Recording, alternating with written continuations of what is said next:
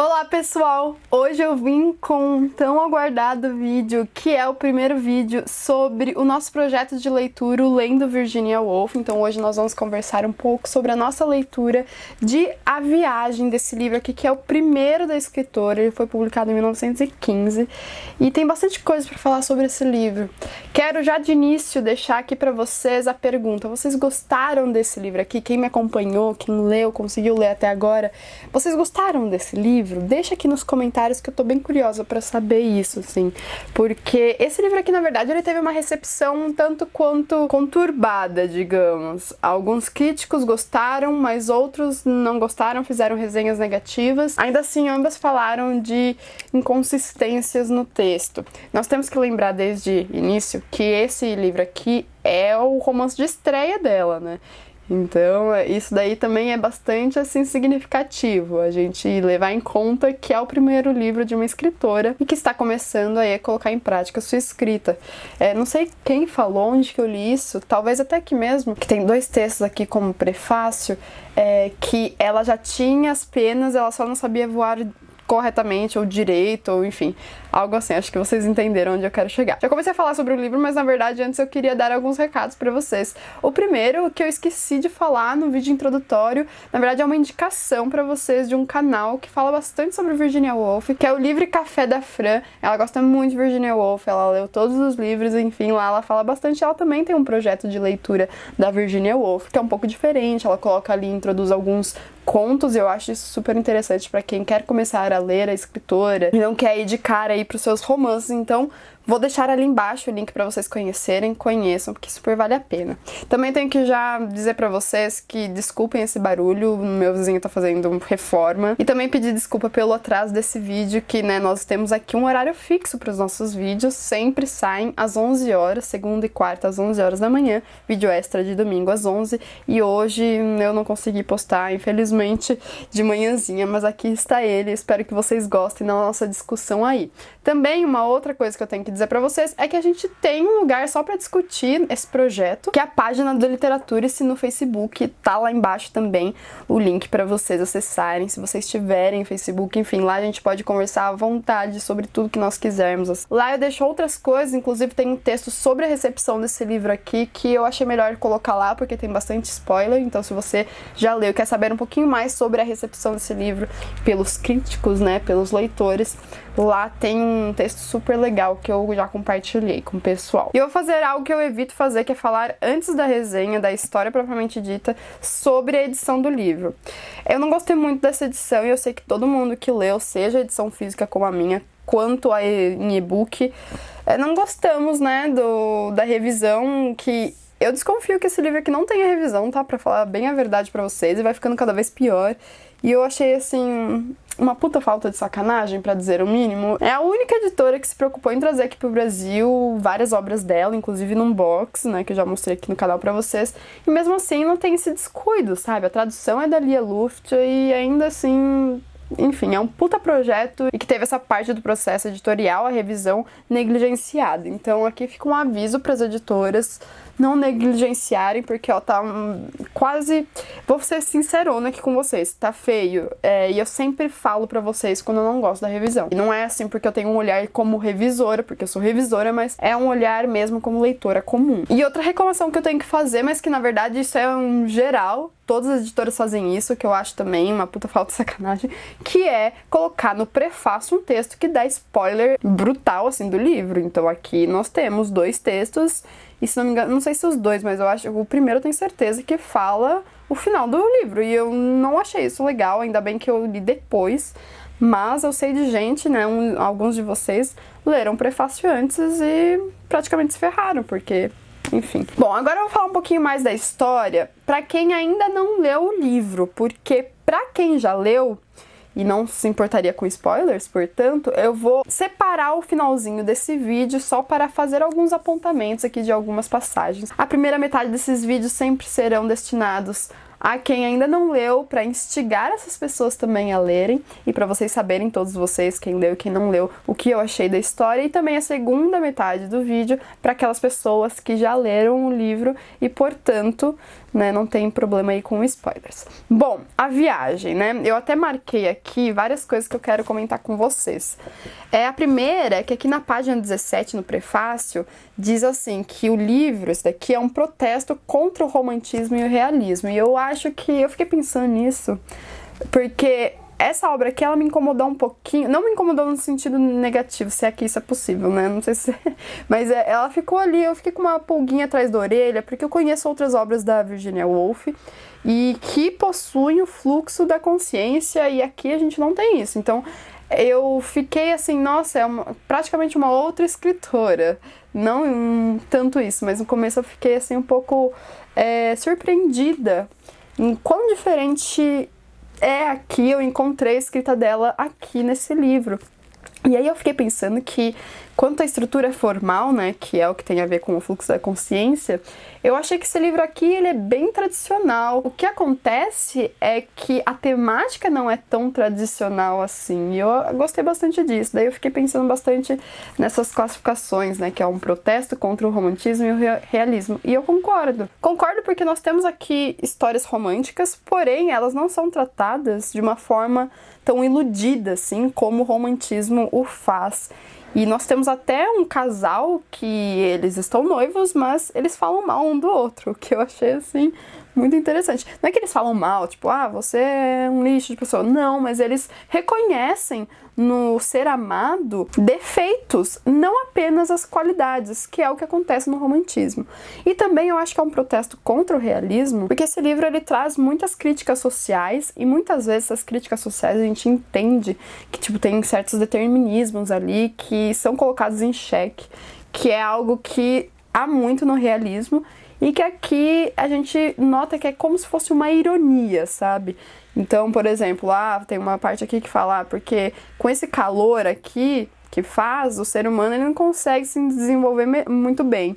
Mas a gente percebe, pelo que o livro traz pra gente, que isso não é verdade. Não sei se vocês concordariam com essa frase de que é um protesto contra o romantismo e o realismo, mas eu comecei a pensar bem e eu achei bem claro contra o romantismo, aí eu fiquei pensando bem no realismo e eu concordei, assim. Que a gente já vê que Virginia Woolf é mesmo, assim, aquela escritora que tá se preparando aqui e que vai se tornar uma modernista.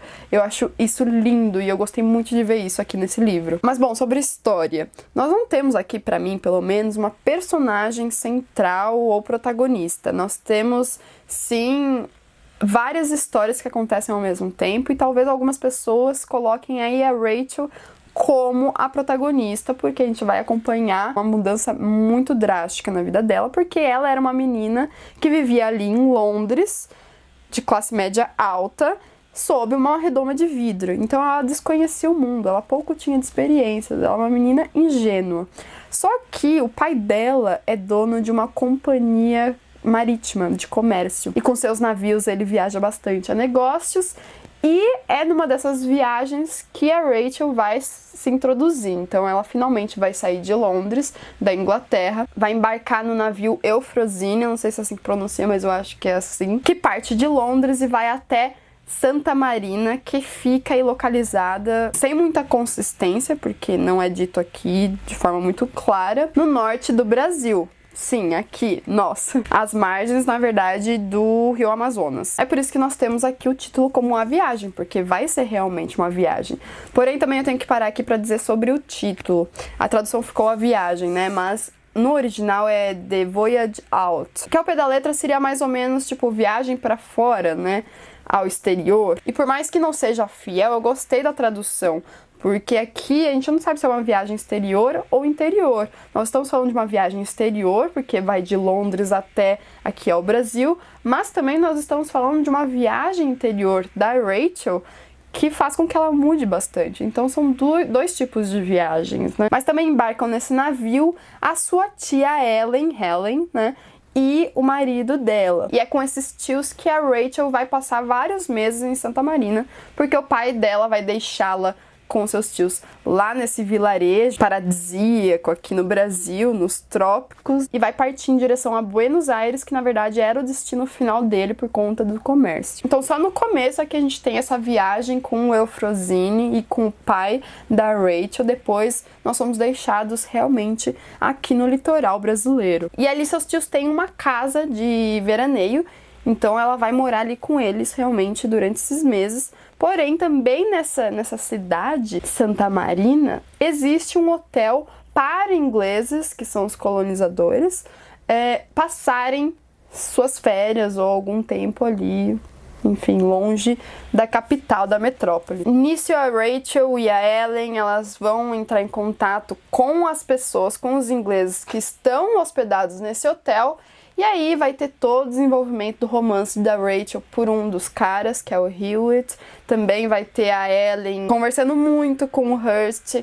São pessoas, assim, bem interessantes. E eu gostei bastante desse contato, assim, e dessa mudança drástica no enredo. Eu não esperava que elas fossem ficar tanto tempo, assim, aqui no litoral brasileiro. E também entrando em contato com outros personagens que não são apresentados pra gente logo, sei lá, nas 100 primeiras páginas, pelo contrário, demora bastante para aparecer. E sobre os personagens, aqui também no comecinho, no prefácio, na página 17, vai dizer assim, que a viagem não é um romance apreciado pelos que não podem tolerar certa distância entre eles mesmos e o tema.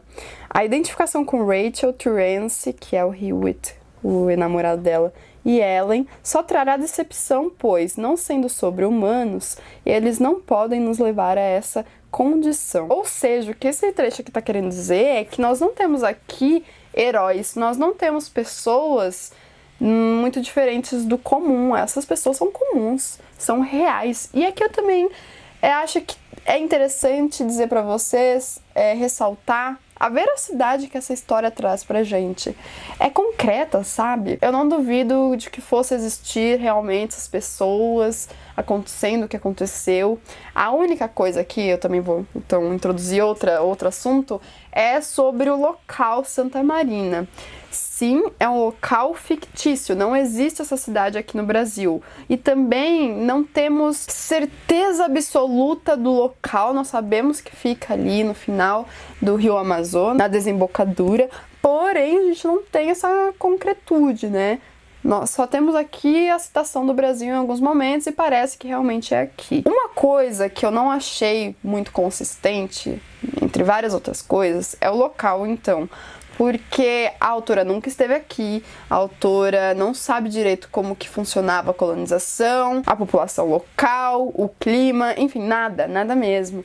E é por isso que ela introduz aqui pra gente tigres e elefantes e olivas, plantações de olivas que a gente não tem aqui, né, e que não fazem parte da nossa realidade. Então, como é realmente o Brasil se a gente não tem essas características? Então, tem realmente inconsistências aqui. É algo também que a crítica achou negativo, assim, como negativo, um ponto negativo do livro. No texto que eu falei pra vocês, que eu compartilhei lá na página do Literatura no Facebook, fala bastante sobre isso, mas muitos críticos acharam que esse livro aqui tem uma história mais difusa, assim, e que não é coeso, porque tem várias coisas acontecendo e que não presta atenção direito em uma só que una o livro inteiro.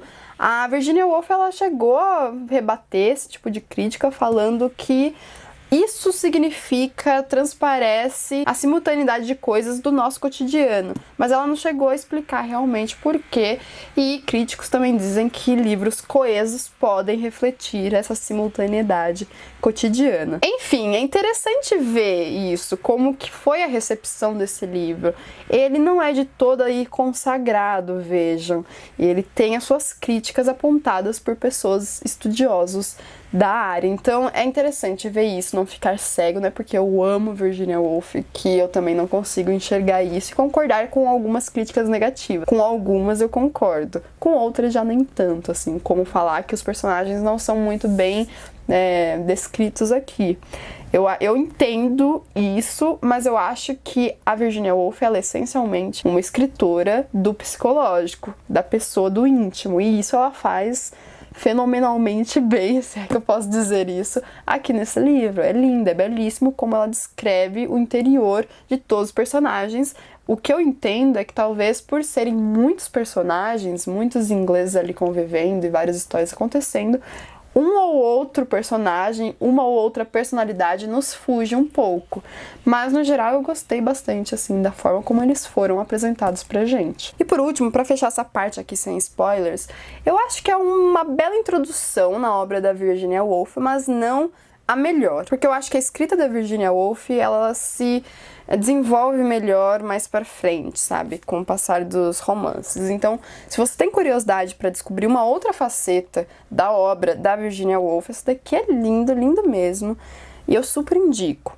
Mas não é, assim, a principal, a melhor. Meu Deus, você precisa realmente ler esse livro. Se for ler um livro dela, tem que ser esse. Não. E então, eu já fico aqui convidando vocês para lermos o próximo livro, o livro do mês de março, que é o Noite e Dia dela, que dizem ainda não emprega o fluxo da consciência, mas que talvez aí ela estivesse se encaminhando para ele. Então, esse é o nosso próximo livro.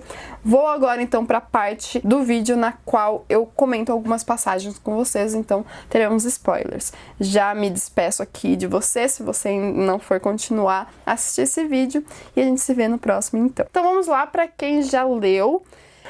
Sim, eu acho que eu quero comentar muito mais sobre a morte da Rachel, né? Que é algo que eu não esperava, então a gente percebe nesse enredo que tem muita coisa que a gente não espera, assim como o Hewitt falando sobre a sua amada, sobre a Rachel, né? Na página, acho que 442, na 420 ele também vai falar algumas coisas que eu achei bem esquisitas. Vocês também tiveram essa impressão de que o relacionamento deles é bem esquisito, assim, eles falam cada coisa que eu fiquei, meu Deus do céu, por que vocês estão falando isso? Não tô entendendo, vocês estão se amando mesmo? Ó, na página 442 ele fala assim, você não é linda, começou, isso é totalmente contrário ao romantismo, né? Mas gosto do seu rosto, gosto do jeito que seu cabelo cresce até um ponto, e dos seus olhos também. Eles nunca veem nada, isso também é meio que crítica. Não gostaria que o meu noivo falasse isso de mim, mas sua boca é grande demais e suas faces seriam melhores se fossem mais coloridas. Gente, esse cara sabe o que é amar. Mas o que eu gosto no seu rosto é que ele faz imaginar que diabo você está pensando e me faz querer fazer isso. Então é legal essa descrição dela pela perspectiva dele. Porém, eu achei muito esquisito isso. Esse relacionamento aqui não chega a não ser convincente. Porém, eu achei um relacionamento bem estapafúrdio, assim, diria. Também quero apontar a excursão que eles fazem para a reserva indígena, né? O grupo ali dos ingleses que estão na mata, estão no navio. Gente, a gente tem que imaginar como é isso, porque é hilário, assim, é muito esquisito isso pra mim. Como que ingleses podem dormir juntos, assim, a céu aberto, num barco com um monte de pernilongo à volta. Talvez seja isso também que provocou a doença da Rachel, né? Eles até levantam essa hipótese, mas isso também iria acontecer ali no vilarejo, né?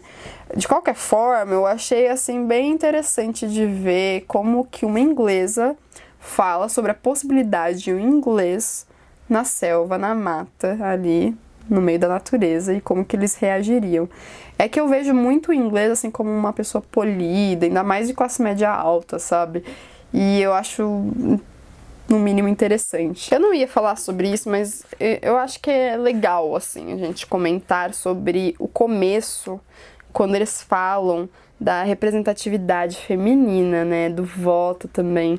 Tem várias partes aqui, nós temos essas coisas, assim, essa comparação entre o papel feminino e o papel masculino na sociedade. Virginia Woolf é considerada feminista, certo? Já deixamos isso claro. Então, é legal ver que ela se afasta disso para colocar a representação do que era o inglês pensando a mulher na sociedade.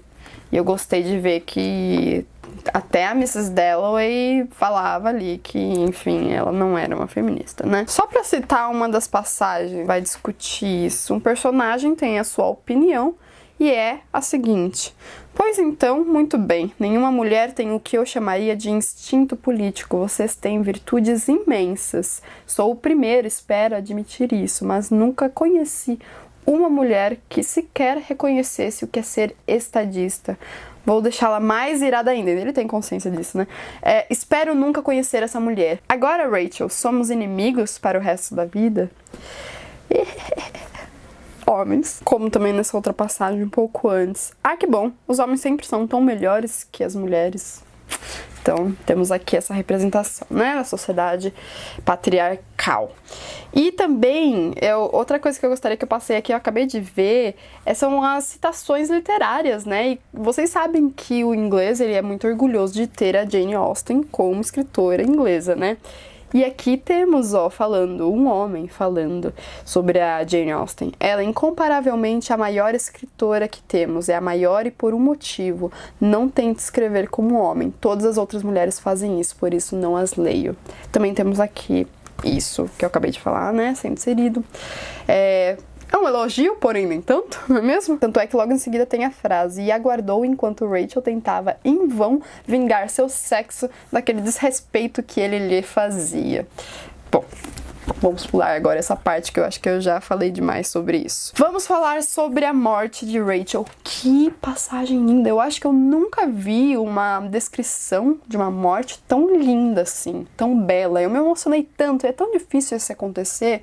Sim, eu chorei, eu me emocionei muito, eu fiquei muito embargada, assim, foi lindíssima essa passagem, o delírio, como ela contraiu, como ela começou a sentir os primeiros sintomas e também o que sua família e o que o seu noivo sentiram, como eles lidaram com essa convalescência e também com a morte. E também como a sociedade, que aqui é representada pelos hóspedes do hotel, como ela reagiu a essa morte. Porque aqui eu acho que no final, é um pouco abrupto até o final, né? Fica claro pra gente que a vida continua, apesar das tragédias e apesar das coisas ruins que nos acontecem. A vida ali no hotel, por mais que as pessoas estivessem angustiadas e de luto, realmente, a vida continuou. Gente, eu gostei muito desse livro, sério, é uma paixãozinha, assim, pra mim, apesar de não ser o meu preferido dela, e apesar de não ser, assim, né, uma grande história da minha vida, mas eu me afeiçoei muito a essa história. Também não sei se é porque o livro é grande e eu passei bastante tempo com essa história, mas eu gostei muito, muito, muito, e eu estou muito feliz de estar postando esse vídeo, consegui ler esse livro no mês de fevereiro, então tô feliz aí de estarmos tocando esse projeto e também da gente estar se envolvendo bastante lá no grupo no Facebook. Então, gente, muito obrigada pela companhia. Eu espero que vocês tenham gostado desse começo do nosso projeto. Deixa aqui nos comentários, porque é isso que eu quero conversar com vocês. O que vocês acharam desse livro? Quais outros pontos vocês gostariam de ressaltar? Só lembrando pra gente não deixar tantos spoilers assim, tomar cuidado com isso ali embaixo. Para os spoilers, tem uma postagem lá no grupo no Facebook, então fique tranquilo lá, você pode falar sobre o que você quiser, sem amarras. E é isso então, no último dia de março, eu espero aí que a gente possa conversar sobre esse livro que é o computador, o Noite e Dia, que eu tô bem ansiosa aí pra ler também. Nossa, gente, ele é grosso, né? Eu pensei que fosse dar mais uma aliviada esse mês, mas tudo bem, vamos lá que eu tô ansiosa mesmo assim pra conhecer essa outra obra da escritura. Um grande beijo pra vocês e até o próximo vídeo. Tchau, tchau!